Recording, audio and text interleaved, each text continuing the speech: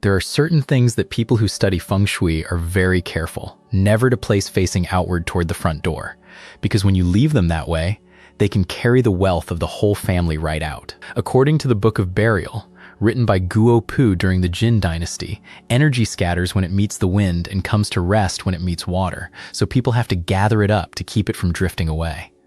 This act of holding the wind and gathering the energy is what Feng Shui calls storing the wind to collect the energy. By the time of the Qing dynasty, a book called The Three Essentials of the Yang Dwelling, written by Zhao Jufeng, named the three most important parts of a home as the front door, the master bedroom, and the stove. And of these, the front door comes first. That book calls the front door the mouth of energy, meaning the opening through which energy enters. The open space just in front of the door is called the bright hall, where energy pauses before it follows the door inside. Whatever object you place there stands at the head of the flow, and wherever its face points, the energy will follow. That is why there are 5 items most often warned against, and that should never face outward. I will share each one, along with the correct direction to place it. Follow along to the end, then compare what I describe against the things in your own home, and anything facing the wrong way, turn it back, so the flow of energy gathers and the money you earn stays with you for the long run. So now, let us begin. Number 1. Mirrors. The mirror is the item you will run into most often near the door. Some homes hang a large mirror there to check their hair before heading out, and others mount one onto the shoe cabinet door. In Feng Shui, the mirror belongs to yin energy, and it reflects strongly, pushing back whatever it faces. And the front door is the mouth of energy, where energy and wealth come into your home. So when you place a mirror pointing straight out at the door, the good energy that has just crossed the threshold gets bounced right back out before it can settle in the entryway. People who understand Feng Shui call this wealth energy that cannot gather, meaning the energy of prosperity never pools inside the home. There is an arrangement Feng Shui warns against even more, a mirror mounted right behind the door itself, because every time the door swings open and shut, that mirror blocks the flow of energy coming in, and the energy field inside falls into disorder. I have noticed that many families hang a mirror on the exact wall facing the door, and in other homes, a shoe cabinet with a mirrored front sits right against the door, and that too reflects straight outward. When a mirror is left this way, money slips through your fingers, and every dollar you earn is a dollar you spend right away. If your family runs a business, plenty of people browse, but very few place an order, and inside the home, there tend to be more sharp words over small matters.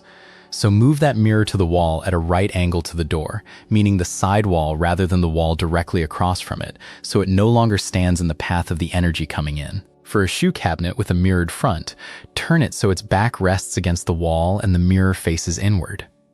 Or switch to the kind where the mirror is on the inside of the door, so no reflecting surface points toward the door once it is closed. And if your home is a rental, where the mirror is fixed and cannot be taken down, cover it with a thick cloth, and it has to be thick, because thin, sheer fabric or lace still reflects through it. Or put frosted film or a patterned decal over the surface, choosing an auspicious pattern such as a peony flower or a golden fish, which hides part of the surface and carries a lucky image at the same time. You can also set up a folding screen or a tall potted plant between the door and the mirror. Something standing in that gap cuts down the reflection, so the incoming energy has a place to pause instead of being thrown back out. Now, there is a different kind of mirror worth mentioning, the Bagua mirror. It is not for looking at yourself, but a protective object that blocks harmful energy from outside. And a protective object has to look outward to block anything. So the Bagua mirror should be hung on the porch or an exterior wall, its face turned straight out toward the street, so good energy can gather inside your home. Number 2. Fish tanks, rockery ponds, and fountains. A fish tank, a miniature rockery pond, or a fountain placed near the front door all belong to the water element within the 5 elements. And there is an old saying that mountains govern people while water governs wealth. Mountains rule over children and descendants, while water rules over money. Since water rules over money, the direction the water flows is the direction the money goes.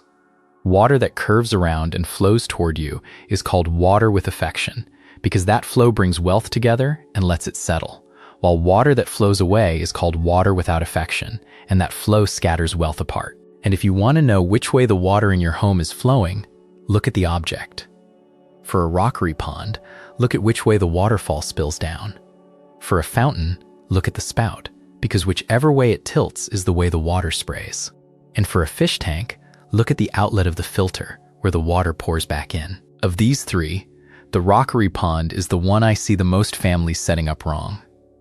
Many place it right against the doorstep and turn the waterfall out toward the street, so visitors outside can see the whole scene. But once the waterfall faces the street, the water inside the home flows back out toward the door as well, day after day. When water without affection flows outward like this, the money in the home is only ever enough to cover the daily spending, while the savings you set aside keep shrinking, because every month there is something you have to pull the money out for, a car repair, a medical bill. So the first thing to do is reverse the flow so it turns inward. For a rockery pond, turn the base so the waterfall spills toward the living room. For a fountain, tilt the spout inward. And for a fish tank, turn the outlet of the filter so the current pushes toward the inside of the home. Once the water turns inward, if you still leave the tank on the axis of the door, that is still not right, so move it off to one side. The best spot is the corner diagonal from the entrance, the one you see when you step inside and look off at an angle. That corner is called the wealth corner, the corner that governs the money of the home, and it is a very good place for water. Just keep it clear and tidy, because when the wealth corner is messy, the wealth inside your home gets jumbled up along with it. If you would rather choose one fixed direction and never move it again, two work well. One is due north, because due north belongs to the water element, and water sits in harmony with it.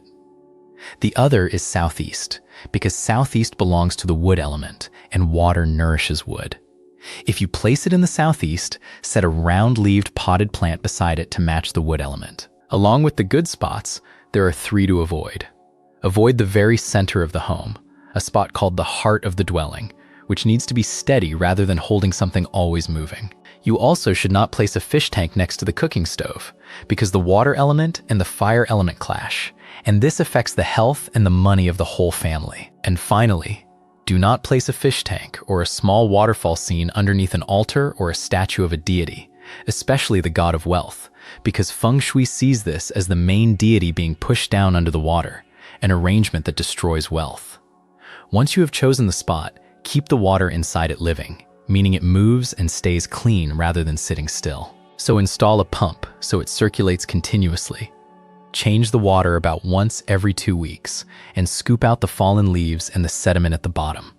The old masters said that living water brings wealth while dead water brings ruin. So if you leave the water still, murky, and giving off a smell, then even turned the right way and placed in the right spot, that tank can no longer hold onto the money for your home. Number 3. Sailing ship paintings. Smooth sailing, or a fair wind filling the sails, is a wish everyone hopes for.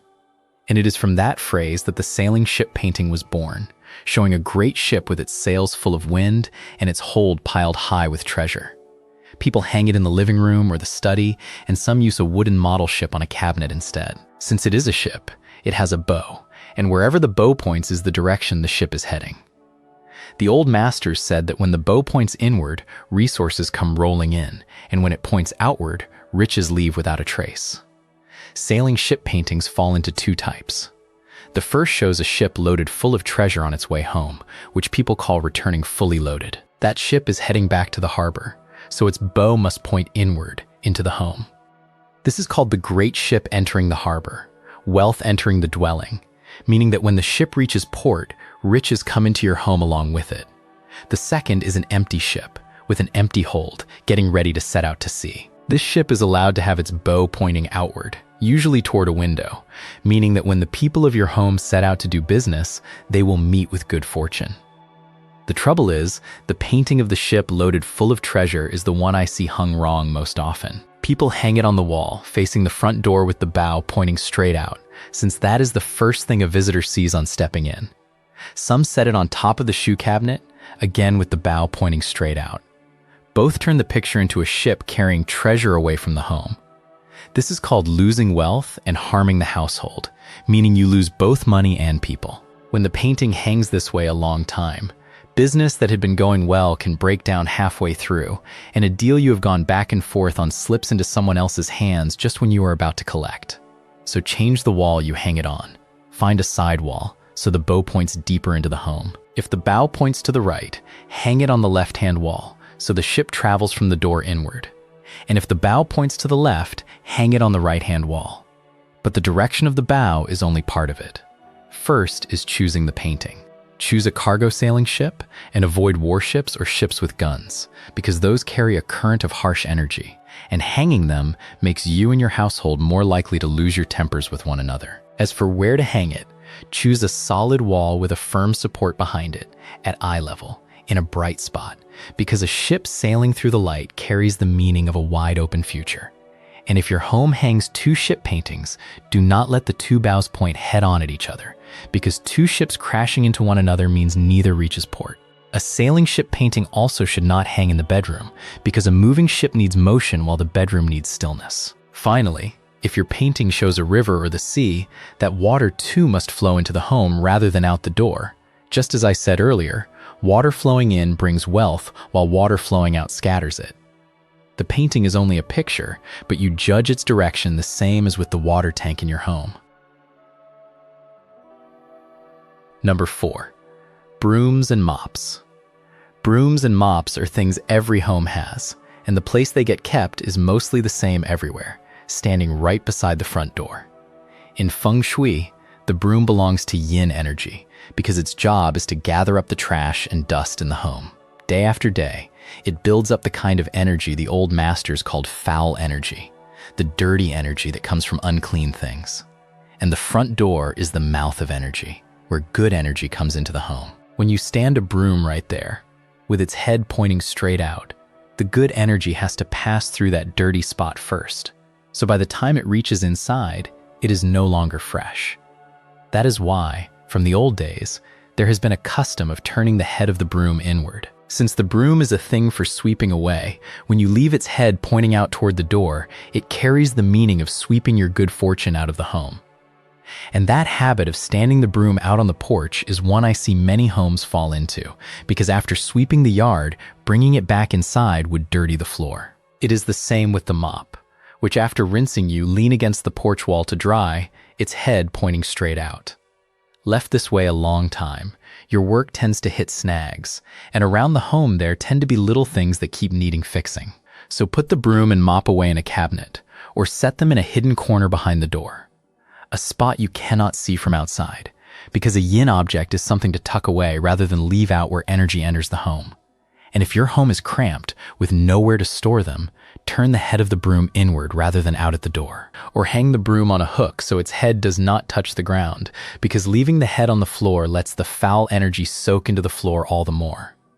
Now, some of you may wonder, because in certain places people do the opposite, standing the broom up with its head pointing straight out at the door. But that is done to guard against intruders, treating the broom like something standing watch, not as a way of keeping money. Turning the head outward shields against bad things from outside, while turning the head inward keeps the good fortune inside from being swept out. If you want to keep your wealth, keep the head turned in, and as for guarding the door, there are other objects for that. Number 5. The staircase. For homes built with 2 or more floors, the staircase is something you cannot do without. And with the narrow tube houses and row houses common these days, in many homes the foot of the staircase sits directly in line with the front door, so that when you open the door, the very first step is right there. Now, according to the form school of Feng Shui, the staircase is the second mouth of energy of the home. The front door is where energy comes in, and the staircase carries it up to the floors above. So when these 2 mouths of energy line up directly, the energy has nowhere to pause at all. The energy from outside has just crossed the door when it meets the steps and gets swept straight up to the floor above. The ground floor, meant to be where the whole family lives, entertains guests, and shares meals, cannot hold on to any of the energy. And this runs against the principle of holding the wind and gathering the energy, because your home has to hold the wind and gather the energy before you and your loved ones can find peace and steadiness.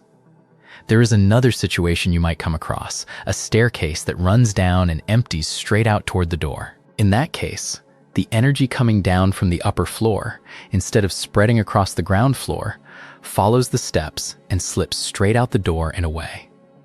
When a home falls into this a long time, the ground floor tends to feel empty and no one wants to sit there. Everyone comes home and heads straight up to their own room, and guests who come over sit a little while and then get up, unable to linger.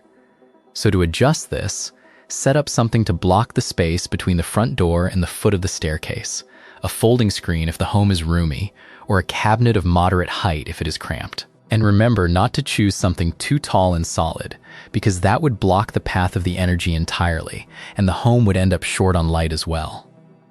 You can also add a rug at the foot of the stairs, a place for the energy to rest before it goes up. And in everyday terms, stepping down onto that last step at night is easier on the footing, especially for the older people in the home.